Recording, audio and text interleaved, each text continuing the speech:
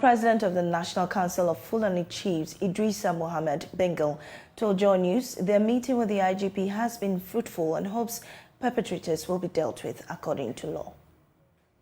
We were assured by the IGP that they are not going to leave anybody who is involved in this, so we should rest assurance. And true to his words, yesterday morning we woke up to hear about 4 suspects has been picked. So we commend the IGP and his team for the swift action they have taken so far. But as your reporter said, it is not only this lady in particular that has been a victim. You see, the report was coming in this issue. So we are now also gathering our facts through our men on the ground to know actually what happened.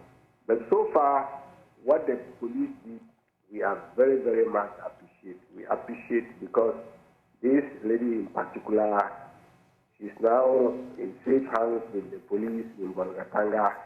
My information is that they have given her a place with her family, and the police is taking care of her and even organizing to get a medical psychologist to come and see her, and they are giving her the best of attention. So we are very, very grateful. We are happy with this particular development. But then we urge them to do their best so that we don't see repetition of this kind of barbaric, behavior by certain people. The minority in Parliament says the anthrax disease is an epidemic in waiting and must attract the full attention of government. At least one person has been confirmed dead from the scores of people who have contracted the disease. Speaking to journalists, NDC MP for Napdam and member of the Health Committee, Dr. Mark Kurt Nawani, criticized government for the seeming lack of attention and the failure to release funds to fight the outbreak. This outbreak is about the whole region. It is about where the meat supply of this country. I'll say that about 40 to 50% of the supply of animals to the slaughtering houses in Accra, Kumasi, etc., are coming from that end. And so we should not take it for granted. If in the north, yes, the animals are dying, when we don't take time and we get these animals to the southern sector, where when they come in, they are just slaughtered and eaten. It means that we will have a lot of human cases when it gets to the southern sector. What is happening is that even though the Ministry of Health and the Ministry of Food and Agriculture, through their veterinary services, and the local government ministry have come in and they've put in some measures, it appears that they are not putting in enough resources to curtail this outbreak. To curtail the outbreak, we need to vaccinate the animals. We need to fumigate their stalls, their pens, or wherever these animals are living. We need to do it. We need to prevent the movement of animals from one end to the other. All these measures have to be done, and it requires resources. As I am speaking now, in the Tenancy district, the district assembly itself has spent about 16,000 Ghana cedis to purchase 8,000 doses of the vaccine to vaccinate the animals. But what do we see? This is not enough. We know the common fund is not coming. I have to say that we don't have to take this thing for granted. When it gets to the animal to human transmission, and a lot of human beings get it, and we start transferring it from one person to the other, then we are in very, very bad business. It's a very serious situation, and we shouldn't let it get to that stage. Now, the MP himself, a medical doctor, has an advice for his kinsmen, asking them to stop certain cultural practices which spreads the disease even faster. I also take this opportunity to advise my brothers and sisters from Upper East. The funeral season have just ended, and I'm sure this is why about 3 people have died from this anthrax. During our funerals, we usually, as part of our custom, we kill animals to see our beloved ones out or buried. And after killing these animals, we don't eat it immediately. We leave it to be lying outside. We leave it, sometimes it is hanged on a tree to be shared among families. Sometimes it can take 8 hours. Sometimes it can even take up to 24 hours before this meat is shared. And I believe that this practice should be stopped. We should first and foremost try to kill the animals under hygienic conditions. Secondly, we should share it immediately after killing them. And it should be under very, very hygienic conditions that we should carry out this activity. Yes, it is our custom. We do it every day, depending upon the status of the man in society. You could get even up to 10 or 15 animals killed. Cows, sheep, goats, etc. killed. But we should make sure that when we do that, we should immediately share it and eat it, or boil and eat it. And this practice where some people eat raw meat should stop. Considering the impending epidemic that we have, it should stop. We stay a while longer in Parliament, where members of the minority are rising to the defense of World Bank Country Director Pierre-Frank Laporte over his comments on some power purchasing agreements signed by John Mahama's governments. Frank Laporte claimed that Ghana's debt crisis could be attributed to some of those agreements. The minority fought him, insisting he was dabbling in local politics. But a member of the Mines and Energy Committee, Paul Chumberima, says the World Bank Director only spoke the truth the NDC is not comfortable with. What the country director said, or the World Bank country director said, was something that is factual. It's obvious that the PPAs that we signed in 2012 right up to 2016 is part of our problem. As we speak, between 2017 to 2020, we've paid over 12 billion cedis. That's how much we've paid in PPA's agreement. Until recently, that there were some negotiations and some of them agreed to go on. We were paying almost $1 billion every year. And you are telling us that it's not part of our economic challenges? I think we should commend the World Bank Director for saying what is the reality. It's an open secret that yes, our PPAs has had a lot of enormous, how do we call it, impact on our economy. And we should not be shy of it that, yes, the NDC government should take responsibility and rather come back to Ghana and tell them that they were doing it for our good, but rather they could have done it properly and not come back and make it look as if the World Bank Director should be called out and we say, no, I don't think so. The World Bank Director did good, and we should appreciate that. Now to the Oti region, where regenerative farming continues to thrive despite unpredictable weather patterns, replenishing rather than diminishing the resources needed for farming. The method restores organic matter in the soil, boosting its carbon sequestration rate and protecting biodiversity. It also prevents soil erosion and improves water infiltration, safeguarding water resources. It is a climate change adaptation and mitigation strategy.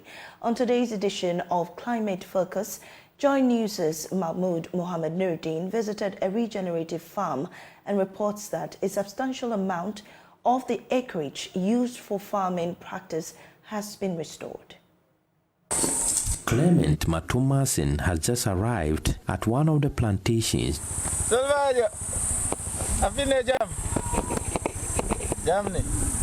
Clement, who pioneered the regenerative agricultural method in Zangomacheri, believes it helps smallholder farmers to increase yield while protecting the environment.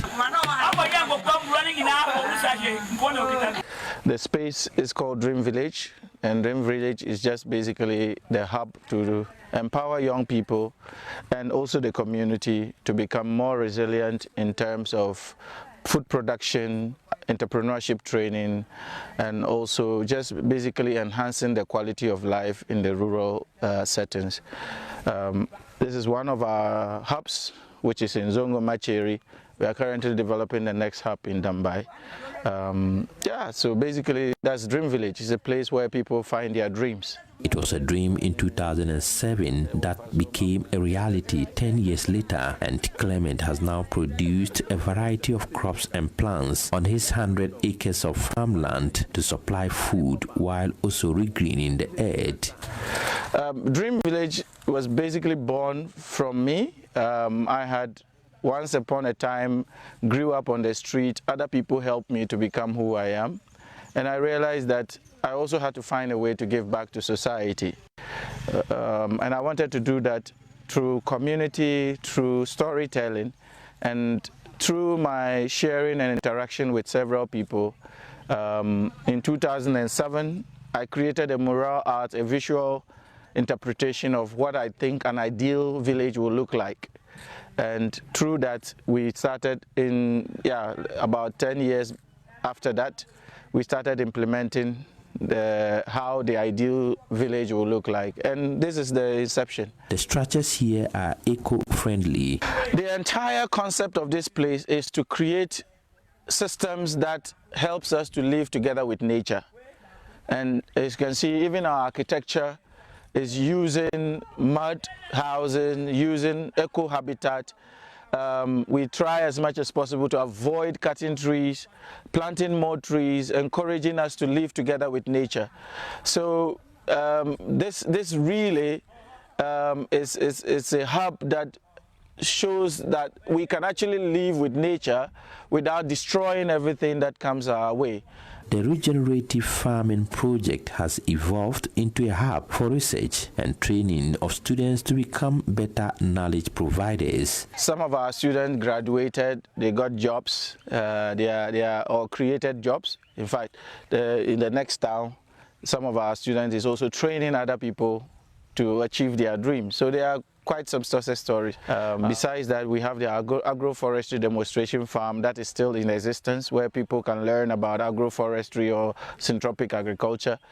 And quite a lot of young people came here to find inspiration, did their research. So there are quite some success stories. I mean, it's not all dark and gloom. But Clement is inspired by his previous failures and learnings. He has bigger dreams. From here, we are inspired through the learnings and the mistakes and everything that we had here.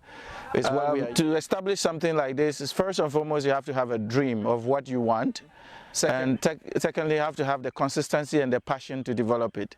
Because once upon a time, I had my own job as an IT expert in Tamale. I didn't need to come into the village, struggle to drive out mosquitoes and building structures and stuff like that. But I realized that we need to create an inspirational hub to inspire young people, especially young Africans like me. Given the variety of challenges confronting food growers in recent years, farmers want farming method on which they can rely to produce high yields during difficult periods such as the influence of shifting weather patterns. Clement's project demonstrates that regenerative agriculture can help farmers solve a variety of problems. He says the numbers are encouraging, as do the testimonies of other farmers who benefited from the program, such as the Moringa Mothers Cooperative. Moringa na jumano ya sum ye huwa juma ya ni adua ya na de no so a Mariama Kwame, one of the project beneficiaries, says she is able to prepare diverse meals and meet other basic needs.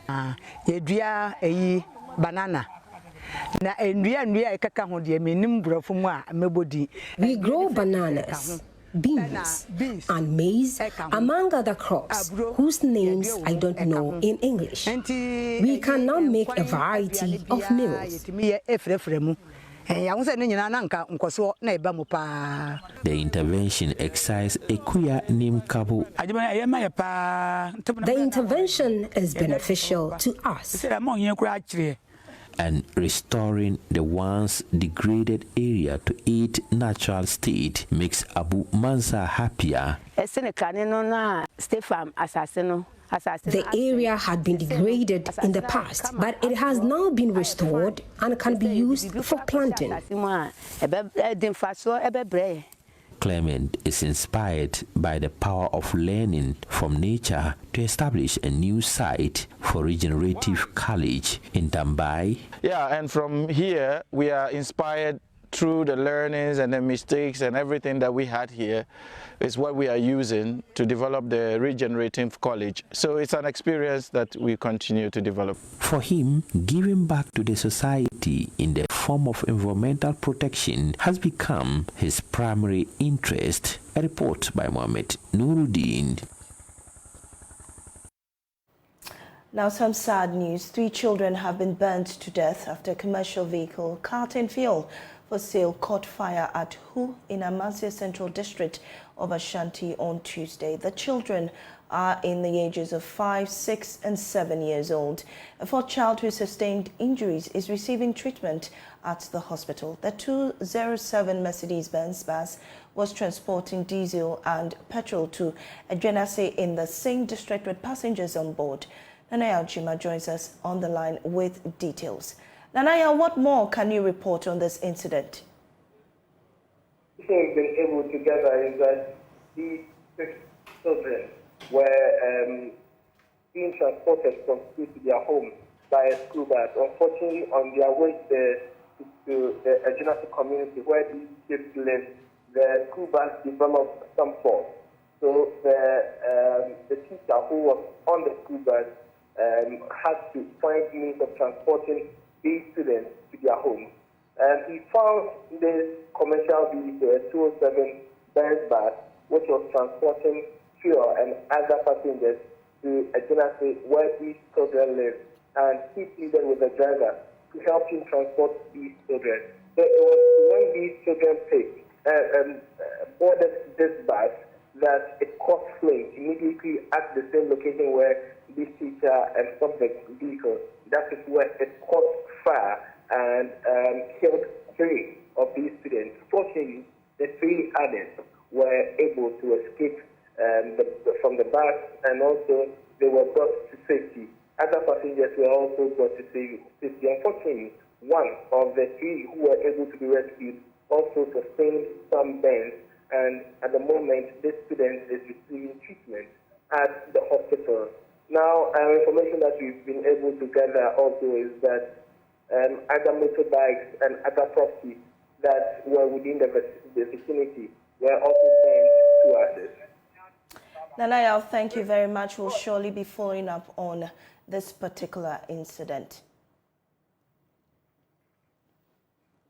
Now, residents in the Monkure Electoral area in the Accra Metropolitan Assembly are on a collision course with the AMA officials over claims that the desilting of drains was done by the Accra Metropolitan Assembly and not through individual contributions.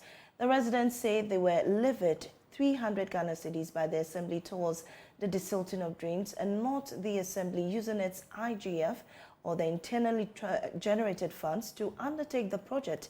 Residents have been speaking during the tour of the Minister for Local Government, Decentralization and Rural Development, Dan Botre, to make sure that the Garid projects prevent flooding.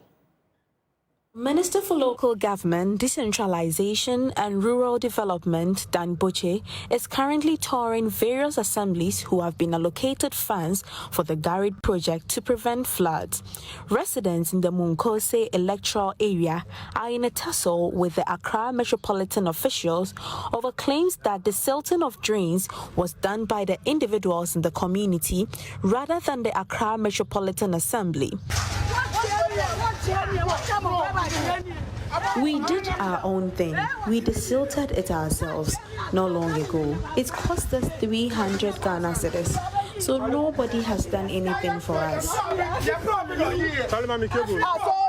So it wasn't the AMA officials that... So it wasn't the AMA that desilted the Ghanaians. Oh, wow.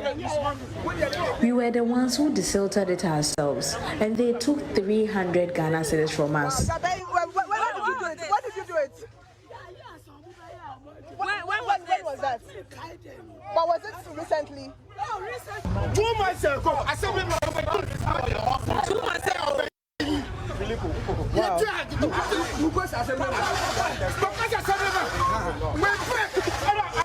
What you can see here was done last week. It was just last week that we took all these stuff out from the gutters.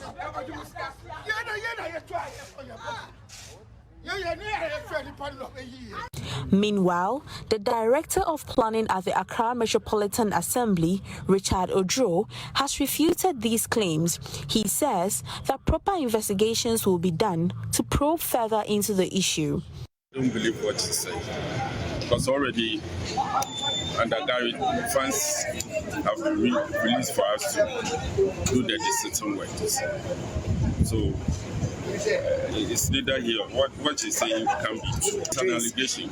We just have to investigate.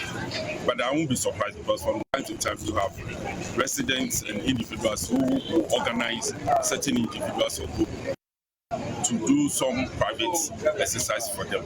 An allegation is a weight against the assembly member.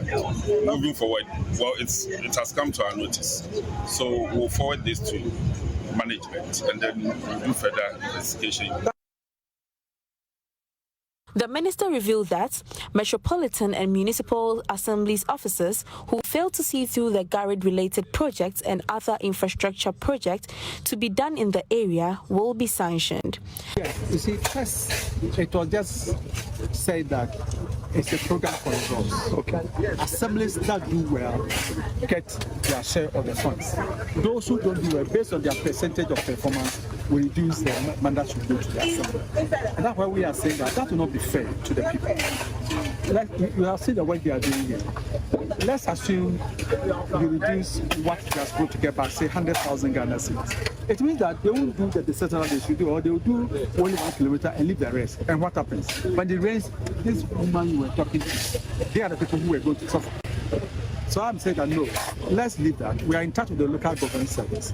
Officers who give up their plan of action for the year and don't use the money as they should use it, or the timing of they will be sanctioned, but the community should not suffer because of that. The minister is still touring various assemblies to ensure the funds have been properly used. For JoyNews, Jacqueline Ansuma Yeboah. Now, the Food and Drugs Authority is encouraging consumers to patronize food outlets that have been credited by the authority. The Director for Food Safety and Consumer Education, Faustina Topra, says the move is to help consumers to avoid contaminated food on the market. She's been speaking at the National Food Safety Laboratory Forum in Accra. The National Food Safety Laboratory organized an open forum and a panel discussion under the theme Food Standards Save Lives as part of this year's World Food Safety Month celebrations. The discussion focused on the role of stakeholders in regulating food standards across Ghana's food value chain. Director for Food Safety and Consumer Education at the FDA, Faustina Topra, urged Guineans to prioritize food establishments with FDA accreditation to ensure their safety and the quality of food they consume. We also do inspections of food service establishments. This includes restaurants, canteens, chop bars, and the likes. And we inspect them to ensure that they comply with the good hygienic practices. And then when they comply with the codes of good hygienic practices, we issue them with the food hygiene permit. So you when you enter any restaurant, the first thing you should look out for is the FDA's food hygiene permit. And in our letter, when we approve your facility, we indicated that you should put it at a very bold area so that consumers can see it and be assured that, hey, this restaurant that I'm eating, I'm assured that their practices have been well monitored and then they are in line or they have complied with the codes of hygienic practices. So please check the food hygiene permit. It's supposed to be at the more likely the reception or the more prominent place, and you see the hygiene. Once you see the hygiene permit, you know that. Vet technologist Claude Otu strongly advised consumers to ensure that they purchase meat exclusively from authorized butchers in order to avoid the consumption of contaminated meat. I said it's continuing education. The public has to know their rights and responsibilities. So whatever you want to buy in terms of meat, poultry, you have the right to ask whoever is selling where it's coming from. Where is the evidence that it's coming from this approved place? And one of the things that they can show as evidence, especially for the butchers, like I said in the statement, that there has to be a stamp. When we inspect any carcass and it's passed, we stamp it as passed. Otherwise, then they have to show evidence of their slaughter permit showing that this animal was slaughtered at an approved place, duly passed for human consumption. Now, a nerve-wracking contest that left 6 schools on tenterhooks in the Upper West Regional Library, 4 schools have made the final cut to the national championship. Queen of Peace Senior High School, Laura, SHS, St. Francis of Assisi, and Speaker of Parliament Alban Gbabin's alma mater, Wa Senior High School, will join 2-time finalists St. Francis Xavier Senior High School to represent the region. Emmanuel Bright Kweku has more. I am 0 for Group 18 elements. I describe the attraction. Ignatius? Electronegativity. Wa has also pressed. Electron affinity. And people don't understand why they pressed. And I am also not understanding why you pressed. They have 3 points. And that was the scene at the Wa Regional Library after Wa SHS booked the last slot to the national championship for the Upper West region. Wa, denitrifying bacteria. After 6 exciting nail-biting contests that left 6 winning schools in suspense, 4 schools booked slots at the national tournament with their untrodden runs. Queen of Peace SHS, who won their contest with an impressive 56 points, are coming into the national tournament with a spiritual backing. God had already started preparing this particular season for us since from Form 1. So we are not afraid of any school. We are not afraid of the name of the school. The name of the school doesn't matter to us. The number of achievements they've made doesn't matter. The Bible makes me understand from the book of 1 Samuel that David said that, and this congregation shall know that the Lord saves not by sword or by spear or by javelin, but that God is going to do that mighty wonders. But we go there in the name of the Lord, and with God we are never failures. We are never going to lose any. Laura. Taking the second slot, students of Laura SHS are promising a meltdown for any school that may cross their path. That is correct. When we get there, we will show them that we too, we are the best. Hey, you show which people? I want to know which people you are talking about. Is it the Presec Lagos and the Prepare? What message do you have for them? No, they don't underrate any school. We are prepared for them. We are going to sit down, work on our tactics and prepare very well for them. Yeah, we are going to melt them this year. You are going to do what? Melt them. Melt them? Yes, anybody that comes on our way. So are you some kind of heat or fire or something? Oh, we are more than that. We are more than that. And now we put a motto, if we meet any school, go home. That's the new motto. We have Jesus in our lives. We live in for Call them the daughters of the saints. St. Francis Girls of Assisi beat their all-time rivals Nandom SHS in a comeback, winning by a 4-point margin. Before we started, the guy said they were going to use up and mop their floor. Really? Now we have shown them, we have used them and we haven't scrubbed their floor. it's actually an unexplainable experience because what the rest were saying, like it was some kind of so we're planning, like the way I was waiting for us to win the contest and I'll go out and make fun of them. Actually, have you seen something? We don't talk much. We keep calm. After the contest, the end shall justify the means, and after that we shall shine, and we'll shine forever. And on that exciting note, we take a quick break. We'll be right back with business.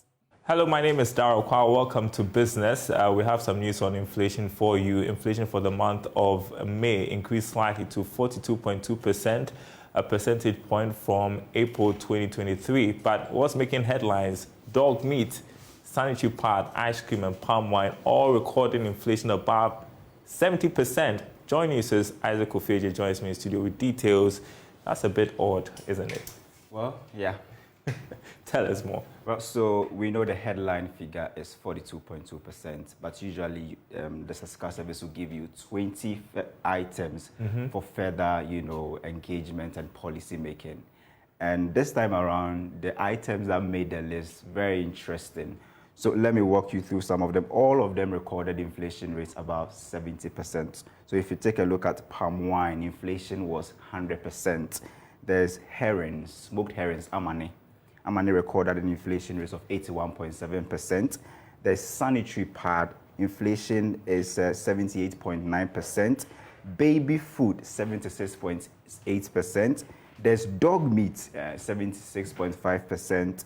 Ice cream, 74.2%, and the last one is palm wine, around 73.1%. So although the headline figure is 42.2%, all of these disaggregated items recorded rates above 70%. And it's important to note that food and non-alcoholic beverages together contributed 52.4% to overall inflation. And it's I don't know how to put it, but then we were expecting that inflation should trend downwards. Now we've seen a bit. Yeah. Tell us about the trend for the whole of this year and what this means for our fight against inflation. Well, so we know inflation peaked 54.1% in December, and right from there we've seen a consistent decline up until May that we've seen this slight upward adjustment. But I'm not too surprised, because we've been looking at the data, and right from last 2 months, you can see that month-on-month inflation, after hitting a negative figure somewhere April, or I think it was February, it has started going up again. So once you see that month-on-month inflation is on the upward trajectory, and then also once you see that inflation for production, it's also going up, then it tells you that all these will translate into the year-on-year inflation, which is the CPI. So I am not too surprised, but the marginal increase is good because if you look at the drop from the 50 to the 41.2% that we saw last month, that was very significant. Although this has gone up, but the rate of change is not that high. You like dog meat? No, I don't eat dog meat. But people love it. Yeah, why is this going up? Special delicacy for some people, Thank you, Isaac. I appreciate it. We'll have more on inflation coming up on the marketplace. Thanks for watching, everyone. Sports is up next. It's time for sports here on Midday. My name is Haruna Mubarak.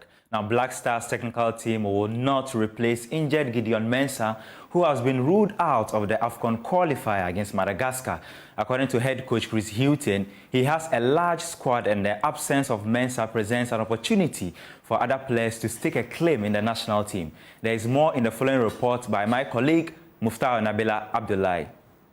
Gideon Mensah out, Thomas Partey in. Chris Hilton had a near-perfect squad as he continued preparations for Ghana's AFCON qualifier against Madagascar on Sunday. Gideon Mensah ruled out of the game due to an injury suffered on the final day of the Ligue 1 season in France. Despite his absence, head coach Chris Hilton insists there will not be a replacement for the left-back.